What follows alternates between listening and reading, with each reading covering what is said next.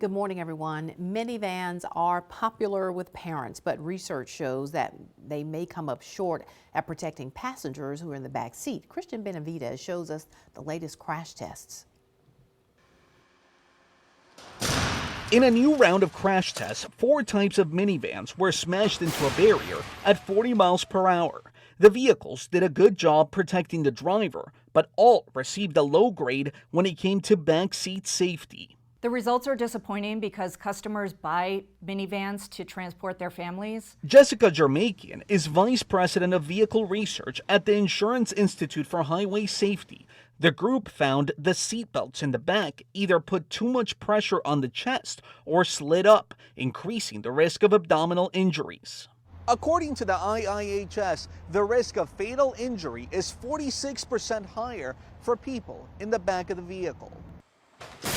SUVs and mid-sized cars also failed to achieve a good grade in earlier research. It's important to stress vehicles are not less safe than before. The test is new and exposing the issue for the first time. We expect the automakers to put in better belt technology. Jermakian wants back belts to have the same pretensioners and load limiters you find in the front seat. So a pretensioner tightens the belt on the occupant, coupling them to the vehicle and helping them ride down the crash, and the load limiter reduces the forces on the chest. The IIHS emphasizes those improvements can make these vehicles even safer. Christian Benavidez, CBS News, Miami. More than 700 children were killed in car accidents in the United States in 2021, and of those killed, more than 36% weren't properly buckled up, according to the U.S. Centers for Disease Control and Prevention. In honor of Child Passenger Safety Week, Mandy Gaither has 5 steps to keep children safe in the back seat. They can greatly increase the chances of survival in a crash, but car seats have to be properly installed.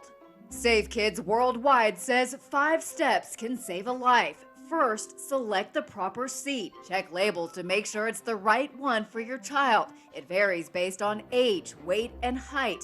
And always follow manufacturer's instructions not only for the car seat, but also for your vehicle. The most important thing is to figure out how your either seatbelts or lower anchors lock. Next, make sure your child is facing the proper direction. Keep babies rear facing as long as possible until they've outgrown height and weight requirements. The way that they're made, they help protect the baby's head, neck, and spinal cord until they get a little bit bigger. Then move on to forward facing with a harness, followed by a booster seat until the child can fit into a seat belt. Third, focus on location. The back seat is always safest, as airbags can be dangerous to a child in a car seat. Next, adjust the harness appropriately. It should lay flat. Those straps should come out about right at the shoulder level or slightly below for rear facing. If we have forward facing car seats with a harness, you want that right at or slightly above. But follow manufacturer's guidelines, as the safest fit can vary with the car seat. And finally, make the seat snug. Where you can't pinch the straps at the harness, and make sure there are no gaps in the rest of the harness either. For Health Minute, I'm Mandy Gaither. Now, Safe Kids Worldwide says that as the weather starts to get cooler, remember to take off coats before putting your child in a car seat. The organization says it's important to not have bulky clothing beneath that harness, since it will affect the snugness of your child's seat. So good advice there. For older Americans, a fall can be a life-altering event. Falling sends millions of adults to emergency rooms every year and can often lead to other serious medical problems. Bradley Blackburn shows us how a new approach with wide-ranging treatment is making a difference. 82-year-old Lynn Ladis lives alone in her New Jersey apartment and recently had to go to the hospital after a series of falls. Did you have any injuries? No. She's going to be mad at me now. She's not worried about the danger, but her daughter Nicole Ladis sees things differently. I want to keep her safe. You know, I know what a fall can do to an elderly person. What ends up happening? Nicole works at Hackensack University Medical Center, where their geriatric medicine center has a comprehensive fall prevention program. Face where you're going to open. They sent an occupational therapist to visit Lynn's home to do a risk assessment and make suggestions to prevent falls in the future. We can kind of practice that and then I can say, okay, how about we try doing it this way instead? Falls are the leading cause of hospital admission for older adults, and one fall doubles the chance of falling again, according to the American Geriatric Society. Hackensack's program looks at everything from a patient's home environment to their muscle condition to their mix of medications, all of which can be falling risks. Falls required addressing all of the above, not just one particular factor. Dr. Manisha Perulikar is the division chief. She says caretakers often have to make the call when an older person needs help, and advice from a medical professional can carry more weight. You need that neutral third party to have that, and somebody who's considered as an expert. Lynn is willing to make changes that could help keep her safe and independent. You have to realize you're not going to be able to do what you did. Because a fall is nothing small as you age. Bradley Blackburn, CBS News, Hackensack, New Jersey. What's in here? CDC says more than 1 in 4 older adults falls each year, but fewer than half of those people tell their doctor about it. More than 95% of hip fractures are caused by falling. All right, updated COVID-19 vaccines are now available. The new shots come as cases and hospitalizations are increasing, and the respiratory virus season is picking up. Stephanie Stahl has more on that. Gigi Hua is first in line at Walgreens in Manhasset, New York, to get the updated COVID-19 vaccine. I heard the COVID is peaking again. The 48-year-old also opted for additional protection in her other arm, receiving her flu shot. I don't want to get COVID. I certainly don't want to get the flu, so I'm getting both. Updated COVID-19 vaccines are rolling out as cases and hospitalizations continue to increase. The latest CDC data shows more than 20,000 hospital admissions for COVID-19 in the first week of September. That's up 7.7% from the previous week. We've started our respiratory illness season, and we are so busy trying to protect our neighborhood and our patients. The CDC expects the total number of hospitalizations this year from COVID, flu, and RSV to be similar to last year, higher than levels before the pandemic. For the first time, vaccines for all 3 of the major respiratory viruses are available this fall. One vaccine in each arm. Pharmacy manager Helen Mazer reminds patients they can get more than one vaccine at their visit. Not only will it save you time, but it takes 2 weeks for the vaccines to start working. So you'll be fully covered by the time the season really hits. At 60 years old, it's recommended Ziba Rahman get the new RSV vaccine. I have elderly parents. I have people who are immune compromised in my family, and I don't want to bring home anything. She also got her flu shot to do everything she can to keep herself and her loved ones healthy this winter. Stephanie Stahl, CBS News. I just want to watch you for an immediate Updated COVID-19 shots will be covered for most people through private insurance. The uninsured can get the latest vaccine free of charge under the new Federal Bridge Access Program. All right, when we come back, a look at birdies and the couple who came home to Texas to open this restaurant. Mid-morning, we'll be right back. All right, welcome back, everyone. It is a full circle for a Texas-born chef. After years in New York City, she and her husband now operate Austin restaurant Birdies, which has been named Restaurant of the Year and draws a devoted audience. Jamie Wax has more. East side of Austin, in a former Baptist church building, there's a new kind of congregation gathering with no reservations in every sense. For the wine and cuisine of Birdies. Could you fire a beef tartare, please? The restaurant is the creation of Chef Tracy Malachek Ezekiel and her husband Arjav, her partner in life and business, wine director and head of the front of house. I can help pick. Do you want something pink or orange?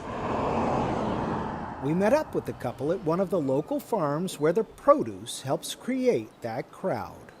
How important is produce here at Boggy Creek Farms as far as what you do in the restaurant? I mean, it's truly everything. Whenever you cook simply, if you don't have a fantastic base ingredient, it doesn't work. So we're really thankful, and this is our inspiration every day. Was this part of your inspiration as well as sort of a co-conspirator in the creation of this restaurant to be close to great produce? I wouldn't say it was my intention. That's definitely to Tracy's credit, but I think how we build a wine list and how we change the wine list at Birdies very much is a reflection of what's in season at any given point. Being so close to a farm reminds us of the duty we have to kind of live up to the food that we're putting out on a plate every single day, and when we pick out the wines for the list, we want to make sure that it's highlighting this stuff. That concept is central to Chef Tracy's creativity. You have a playfulness with your dishes. Do you feel playful as a chef? I definitely feel a little playful with my food. Being in Central Texas, I've just been so inspired by our local farmers. You know, I'm not the kind of chef that works on a dish for 6 months and just keeps perfecting and dialing it in. I'd rather just see the ingredient, go taste together, and try to make it really delicious and pay attention to the technique. Next fire, 2 fish. The Culinary Institute of America trained chef made her mark in some of New York's most prestigious kitchens, working for acclaimed restaurateurs like Danny Meyer. And New York is where she met her future husband and shared her dream of going back to Texas in a big way. As a native Texan, does it mean something to you to have come home to Texas and be a chef here? It certainly does. And to come back to Texas means a lot because I left and my dad would kind of tease me for being the New Yorker.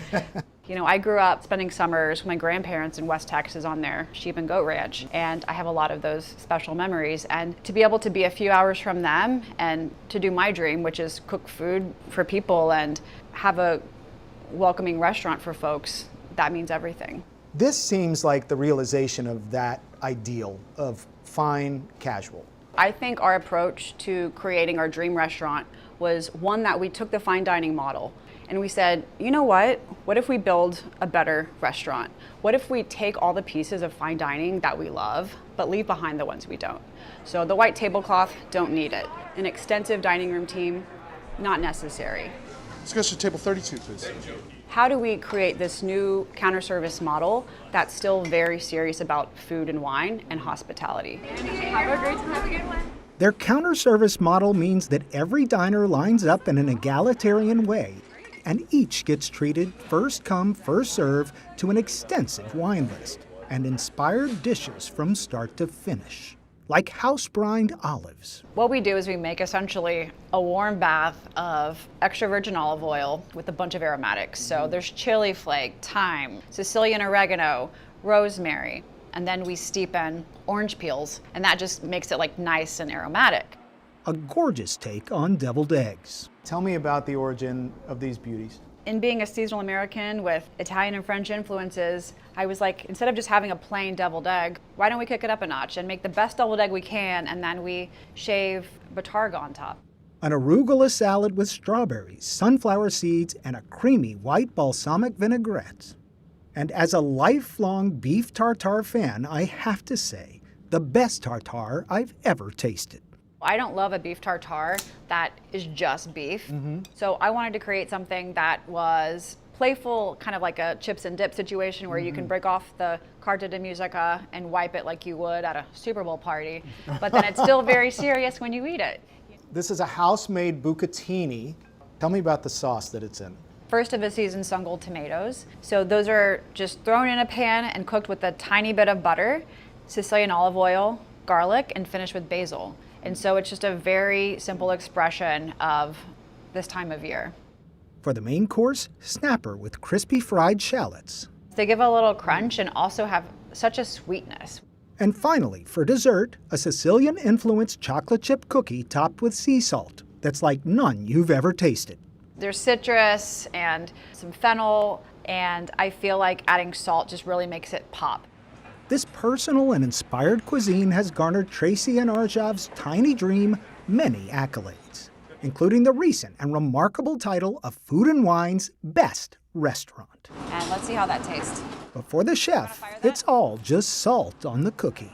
How much does it mean to you to have your partner, your co-parent, here with you when you need to support that 6-month-old child? So Arjav and I are a real team, and it's constantly a game of communication, of supporting each other. There's some nights where, you know, he's in service working the floor, and Remy's with him just strapped on. Go to Mikey's. And it really tells our story that we are a family neighborhood restaurant. And like many passionately working parents, Tracy and Arjav have managed to find joy amidst chaos. Is there a moment where you realize this has worked out just the way you wanted it? I feel like Birdie's has worked out much better than we ever anticipated. We came in confident and hopeful, but we've really been blown away, and It's really important to just take a deep breath and say, wow, we are thankful. We've accomplished everything we want and more, and we have the best team around us to help us do so. For CBS Saturday Morning, Jamie Wax, Austin. All right, when we return, what brings you joy? Steve Hartman asked that question again mid-morning. We'll be right back. Finding joy in each and every day. Steve Hartman goes into his archives for this story, and along with his own children, brings us an update. Kyle Critchbaum of Adrian, Michigan is vacuuming on cloud 9. It's kind of like people who like baseball better than football. You like vacuums better than everything. And he's felt that way since before he could say Hoover. When Kyle was a baby in his little baby seat and I'd be vacuuming, he would just be mesmerized by the vacuum, and he'd follow it everywhere. So his mom got him his own vacuum at age 1, dressed up as a dirt devil for Halloween at age 2, and as his former teacher recalls, was vacuuming during recess at age 6. And actually one day vacuum one side of the room, the next day vacuum the other side of the room, also vacuum the principal's office, anywhere he could vacuum. Later, he started collecting them. It's a slow starter, but it still runs perfect. Much to the chagrin of his older sister. He's constantly vacuuming, that's all I hear. And it's just like, why? Why? I don't understand. Do you remember what it was? Kyle is so obsessed, he had me call my parents to find out what vacuum I grew up with. They had a JCPenney at one time. A Pencrest. Apparently, this particular vacuum is very rare. Only one other is known to exist. What'd you do with it? You threw it out? And there went his holy grail. But that's part of the joy for Kyle, the quest. He repairs neighbors' vacuums and uses the money to acquire more Did it survive? and more vacuums. When is enough enough? My parents say that all the time. When I go off to college, my parents say that they're going to have a big vacuum sale. He thinks they're joking. I'm not so sure. It's been 16 years since we first told that story. Is it possible? Is he still finding joy from vacuum cleaners? Let's find out. Hello, Kyle. Hello, how's it going? Good. Do you still have your collection? I do. I have a shelf with vacuum stacked vertically and horizontally across some shelves. Wow. So dogged nowadays with everything that's going on in the world that you have to find something to like and appreciate, you know? Kyle, thank you so much for spending time with us. Thank you. I'm glad we did that lesson, because if he can find joy in cleaning equipment, we should be able to find it in a lot of other unlikely places. All we need to do is think like a child. That's pretty amazing. All right, coming up, the race is almost on. Getting ready to race around the world. That's next on Mid-Morning.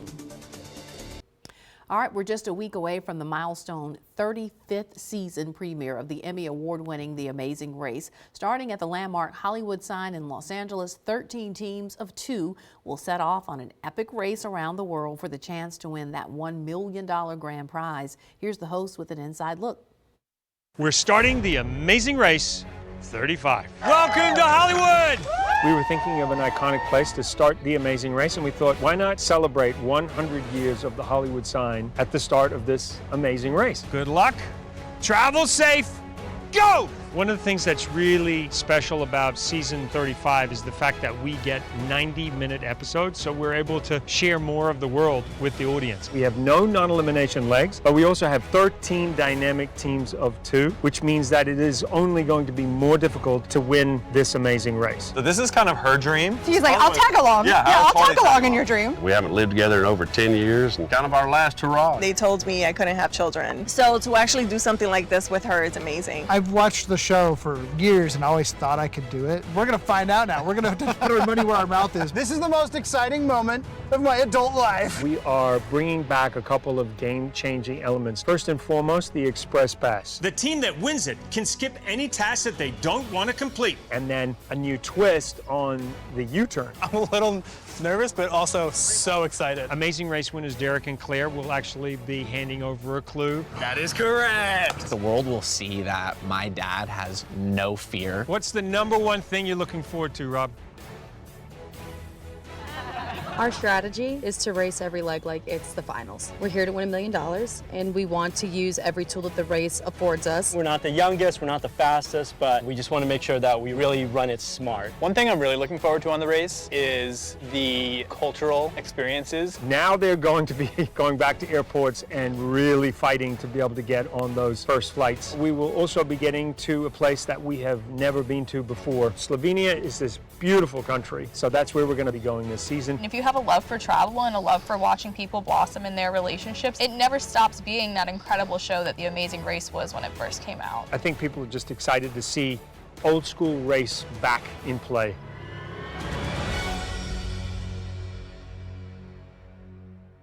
All right, don't miss the 35th season premiere of The Amazing Race, featuring 90-minute episodes all season long. Starts Wednesday, September 27th at 8:30 p.m. following the season premiere of Survivor, right here on WCBI TV. And we'll be right back to wrap things up. All right, be sure you stay connected with us. We'd love to hear from you. See you back here tomorrow. Have a great day.